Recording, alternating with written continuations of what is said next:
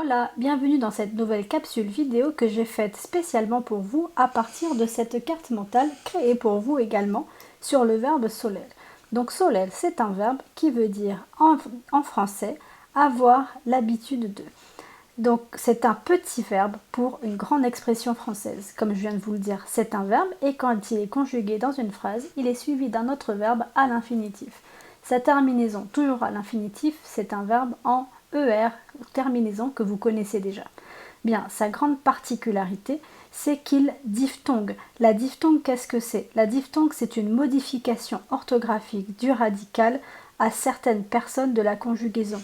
Mais avant de regarder cela d'un peu plus près, dites-vous que vous le connaissez déjà, même si vous ne l'aviez jamais vraiment entendu. Regardez par exemple le verbe tenir en français, conjuguez-le, remarquez les différences dans le radical entre le radical de l'infinitif et le radical une fois qu'il est conjugué et remarquez à quelle personne cela ne change pas. Vous allez voir qu'en espagnol c'est exactement la même chose. Alors moi je vous l'ai mis ici sur tener avec la deuxième personne du singulier pour que ce soit visible. Aujourd'hui on ne va pas travailler sur ce verbe puisqu'on travaille sur le verbe soler, avoir l'habitude de.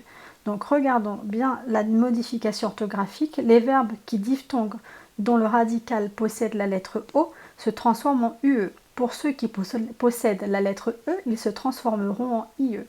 Donc le tableau, on va le regarder et on va conjuguer ensemble ce verbe.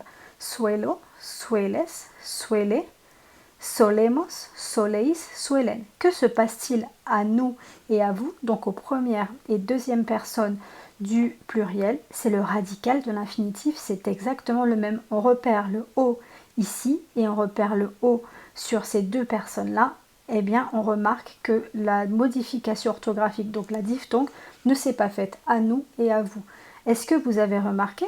Bien, donc pour que ce soit encore plus visible, je vous ai créé un petit poème, c'est plus de la prose, pour illustrer sous forme de phrase la conjugaison du verbe soler. Parce que comme je dis tout le temps aux élèves, cela ne sert absolument à rien de connaître un verbe si vous n'êtes pas capable de le conjuguer dans des phrases. Car si vous rencontrez un hispanophone un jour, vous serez bien en peine de lui conjuguer un verbe, mais d'être incapable de vous exprimer et de construire des phrases pour échanger avec lui ou avec elle. Donc, regardons cette petite prose. Yo suelo trabajar mucho. ¿Y tú qué sueles hacer? Mi gato suele dormir la siesta. Nosotros no solemos trabajar así. En casa, ¿soléis hacer los deberes? En general, los chicos no suelen hacerlos. Voilà, à vous de jouer maintenant. Si vous n'avez pas compris, n'hésitez pas à laisser des commentaires pour que je puisse essayer de vous répondre.